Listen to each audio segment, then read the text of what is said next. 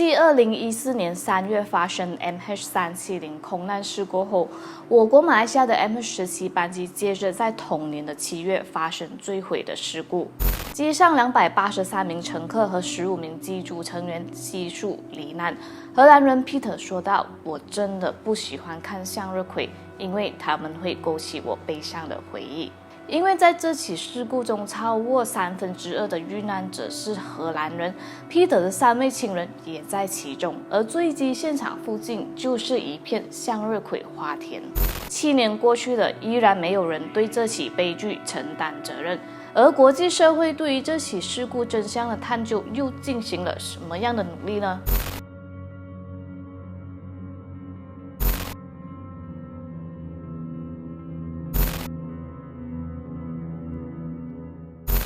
？Hello， 大家好，我是美貌与智慧并重的小南。2014年7月17日中午12点15分 ，MH17 波音777客机于阿姆斯特丹起飞。原本它将于7月18日早上6点10分抵达大马吉隆坡国际机场，而这架飞机当时搭载了大约280名乘客和15个机组人员。然而，悲剧却在事发当天的夜晚11点降临。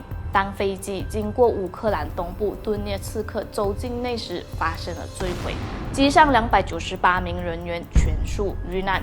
如今将近7年的时间过去了，这起事故的真相依然扑朔迷离。唯一值得庆幸的是，比起 MH370， 我们至少知道 MH17 飞机在哪里坠毁了。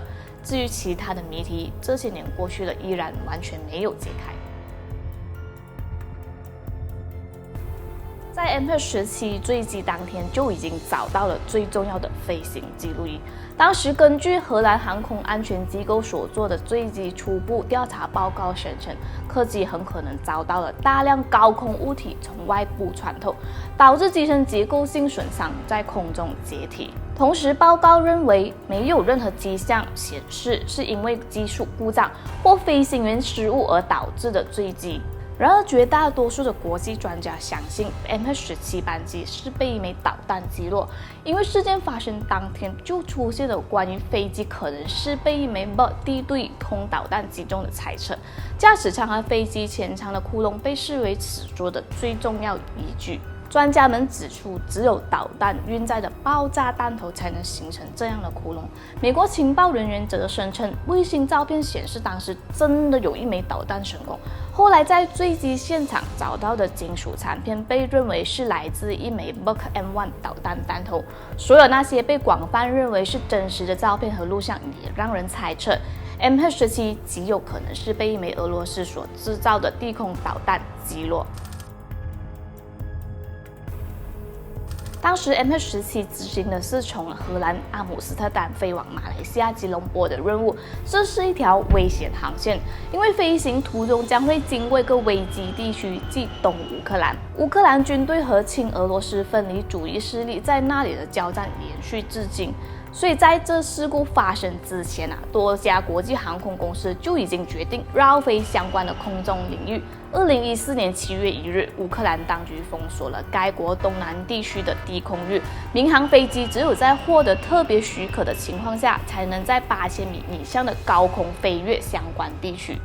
然而，与其他航空公司不同，马航决定继续飞经该地区。不过，它并不是做出相同决定的唯一航空公司。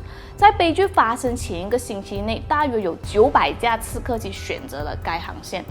说白了 ，MH17 就是被导弹给击落了，但到底是谁击落的，依然没有人站出来为这起悲剧承担责任。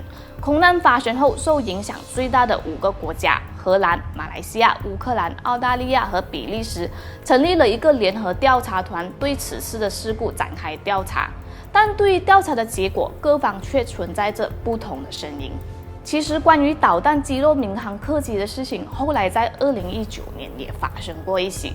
当时，伊朗在打击美军基地的时候，因为人为失误击落了一架乌克兰客机。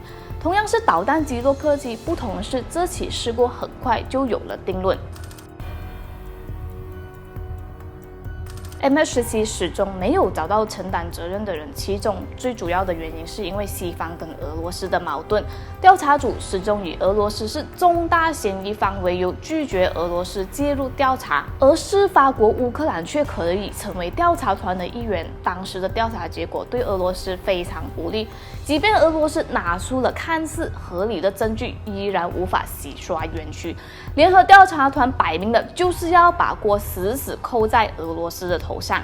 至于我国马来西亚当局也对这个结果表示怀疑的，时任首相表示，从一开始关于空难的调查就被政治化，俄罗斯正在成为此次事件的代罪羔羊。他还透露，出于某种原因，马来西亚甚至未被允许调查事故飞机的飞行记录仪。他还强调，虽然调查结果显示飞弹是俄罗斯制造的，但是也有可能是由乌克兰军方发射的。不过这时事情突然出现了一个转机。一名追踪此事的个人记者披露，当年 MH17 坠毁的时候，有许多目击者称其附近曾出现一架战斗机。目击者表示，先是一架战斗机飞过，之后又看到一架飞机，但过了一会，一架飞机就如同树叶从树上掉下来一样坠落。这个发现其实早有报道，但是一开始却被很多西方媒体给撤销了，随即不久又被翻了出来，很可能就是揭开真相的关键，因为类似的事情在叙利亚战场上也发生过。在2018年9月17日，俄驻叙赫梅米姆空军基地的一架伊尔20电子侦察机被击落。击落这架军机的是叙利亚，但这并不是一起普通的乌龙事件，而是以色列战机故意拿俄罗斯侦察机当挡箭牌才引发的悲剧。这跟 MH17 当时的情况一样，被当成了战机的挡箭牌。这显然不是一个巧合，甚至可以判断当时这架战机的出现很有可能就是为了加害 MH17， 所以这架神秘战机就成了问题的关键。它到底是谁家的战机呢？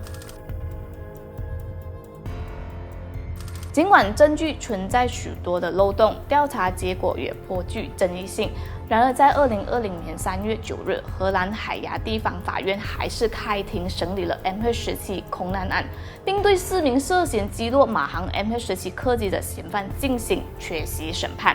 4名嫌疑人被控犯有谋杀罪。同年10月15日，在荷兰向欧洲人权法院提出诉讼后，俄罗斯宣布退出与荷兰、澳大利亚展开的3方协商。也许至今对遇难者家属而言，案件的审理未必能还原真相，只是一种心理上的慰藉。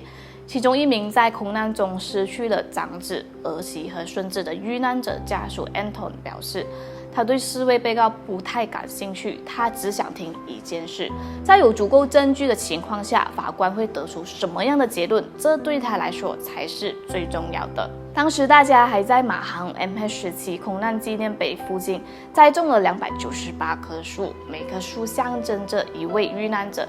但让人感到悲凉的是，以生命为代价的惨剧，以各国之间的利益搏杀在政治迷雾中交叠，真相似乎变得遥不可及。为亡者讨公道和给生者一个交代的任务，似乎也变得不再重要。唯一可以确定的是，在 MH17 坠机事故发生将近7年后，在向日葵旁边，依然有罹难者的家人朋友们无声的哭泣。就算在过去10年、20年，这也会是一道无法愈合的伤痕。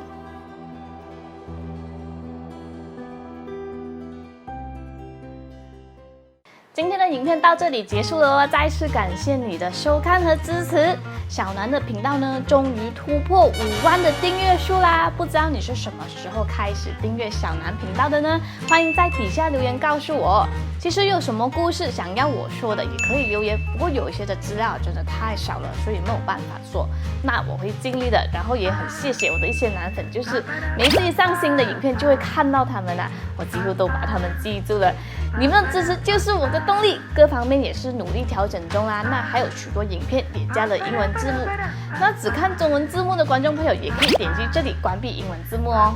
最后，小南现在每个星期都会更新3支影片啊，还没订阅的朋友记得订阅并且开启小铃铛哦。拜拜，么么哒。